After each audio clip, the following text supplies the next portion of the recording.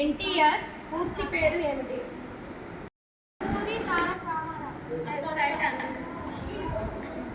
జాతీయ గీతం జనగణమన రాసినది ఎవరు?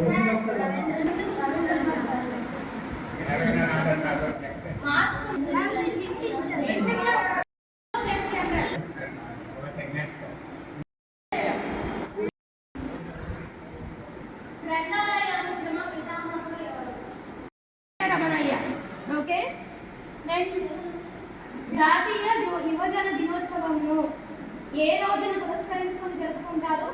ఎవరిని గుర్తు చేసుకుంటూ పురస్కరించుకుంటారు? ఇండియాగా పేరు పొందినది ఎవరు? అందరికీ నమస్కారం. నా పేరు కె నాగరాజు. ఠాగూర్ గ్రంథాలయంలో గ్రేడ్ 1 గ్రంథాలయ అధికారిగా పనిచేస్తున్నాను. ఈ ఠాగూర్ గ్రంథాలయం అనేది నగర ప్రజలందరికీ కూడా చాలా సుపరిచితం. ఇక్కడ చాలామంది రీడర్స్ వచ్చి ఎక్కువ మంది చదువుకొని ఎన్నో ఉద్యోగాలు పొంది ఎంతోమందికి విజ్ఞానాన్ని అందిస్తున్నటువంటి ఈ గ్రంథాలయంలో రాష్ట్ర వ్యాప్తంగా జరుగుతున్నటువంటి వేసవి కాలంలో మా పౌర గ్రంథాలయ సంచాలకుల వారి యొక్క ఆదేశాల ప్రకారం ప్రభుత్వం వారు ప్రతి సంవత్సరం కూడా వేసవి కాలంలో విద్యార్థులు వారి యొక్క ఖాళీ సమయాన్ని పరుచుకునే విధంగా సమ్మర్ క్లాసెస్ అనేది కండక్ట్ చేయడం జరుగుతుంది.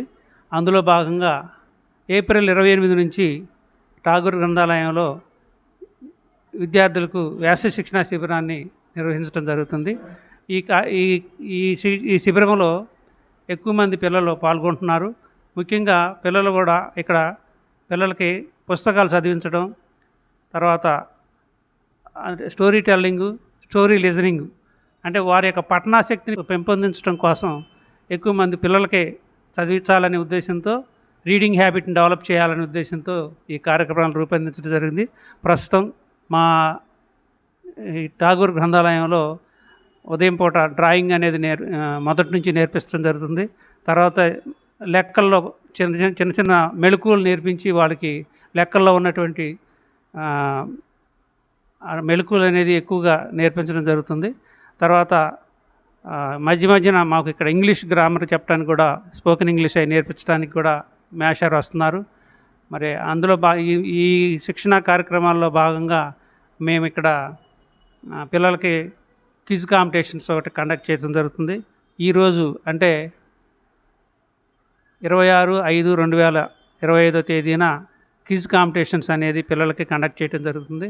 27వ తేదీన పిల్లలకి ఎలక్యూషన్, అంటే మీకు నచ్చిన పుస్తకం అనే అంశంపై వాళ్ళు ఆ పుస్తకాన్ని చదివి ఆ పుస్తకాన్ని గురించి చెప్పడం అనేది ఏర్పాటు చేయడం జరిగింది. దానివల్ల ఏంటంటే వాళ్ళకి ఆ పుస్తకాల మీద అవగాహన, చదవాలనే కాంపిటీషను, వాళ్ళటువంటి ఆ యొక్క నైపుణ్యాన్ని మేము కొంచెం ప్రోత్సహించే విధంగా ఈ కార్యక్రమాలు రూపొందించడం జరుగుతుంది.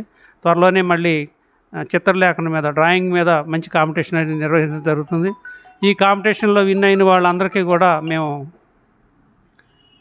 సర్టిఫికేట్లతో పాటు మేము వాళ్ళకి ప్రత్యేకించి ప్రైజెస్ కూడా ఇవ్వడం జరుగుతుంది. పిల్లలందరూ కూడా మరి ఖాళీ సమయంలో వారి యొక్క సమయాన్ని దుర్వినియోగం చేసుకోకుండా ప్రతి ఒక్కళ్ళు ఇక్కడికి వచ్చి గ్రంథాలయాలకు అలవాటు అయ్యే విధంగా పుస్తకాలు చదవటానికి ఉద్దేశించి పెట్టినటువంటి, ప్రభుత్వం పెట్టినటువంటి ఈ కార్యక్రమంలో ప్రతి ఒక్క పేరెంటు పిల్లల్ని ప్రోత్సహించి తద్వారా వాళ్ళని విజ్ఞానవంతులుగా తీర్చిదిద్దడానికి, మంచి సమాజాన్ని తయారు చేయడానికి గ్రంథాలయాలు ఉపయోగపడతాయి. కాబట్టి ఆ దిశగా పేరెంట్స్ అందరూ కూడా పిల్లల్ని ప్రోత్సహించాలని, ఈ కార్యక్రమాల్లో విరివిగా పాల్గొని సద్వినియోగపరచుకోవాలని మనస్ఫూర్తిగా కోరుచున్నాను.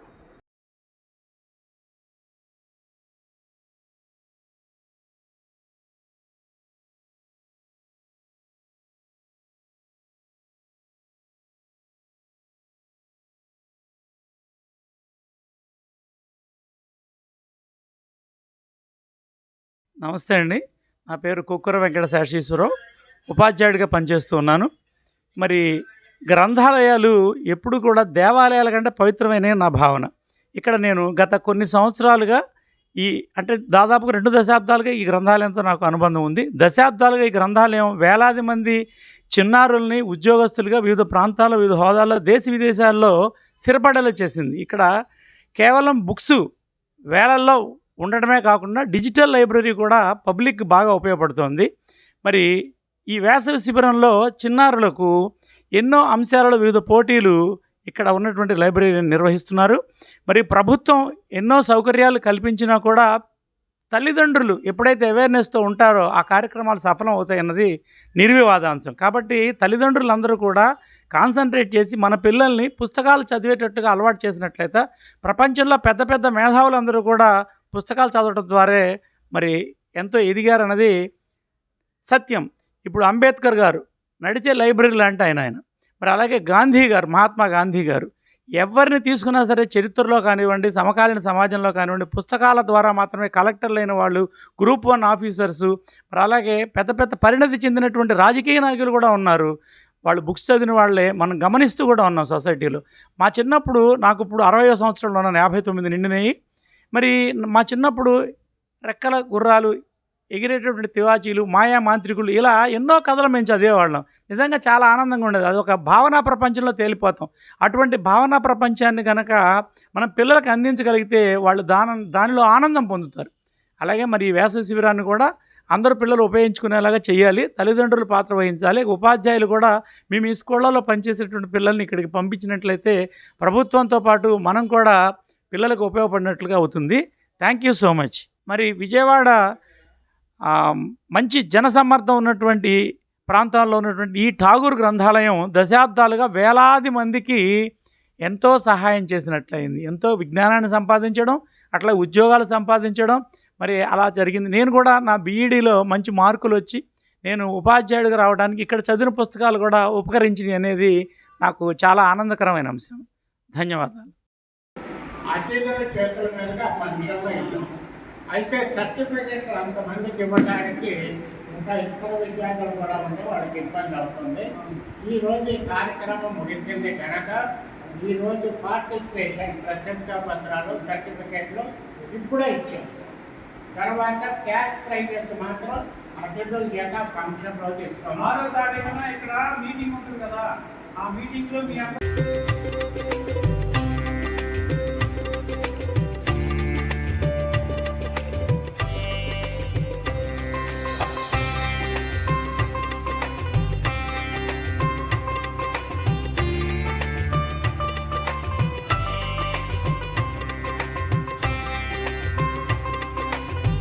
అమ్మా ఛానల్ ప్రేక్షకులకు నమస్కారం.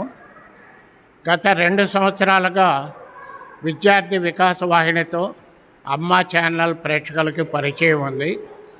విద్యార్థుల సమగ్ర వికాసానికి కృషి చేసే ఏకైక స్వచ్ఛంద సంస్థ విద్యార్థి వికాస వాహిని గత 10 సంవత్సరాలుగా విద్యార్థుల జ్ఞానాభివృద్ధికి, వ్యక్తిత్వ వికాసానికి చాలా కార్యక్రమాలు, పోటీలు నిర్వహిస్తోంది. ఈ పోటీలు, కార్యక్రమాలలో మేము స్వయంగా నిర్వహించడమే కాకుండా ఏ సంస్థ, ఆర్గనైజేషన్ ప్రభుత్వ పరంగా కానీ, ప్రైవేటు స్వచ్ఛంద సంస్థలు కానీ ఎవరు కోరినా కూడా వారికి మేము పూర్తి సహకారం అందిస్తూ వారి కోసం కూడా ప్రత్యేక కార్యక్రమాలు చేయటం జరుగుతుంది.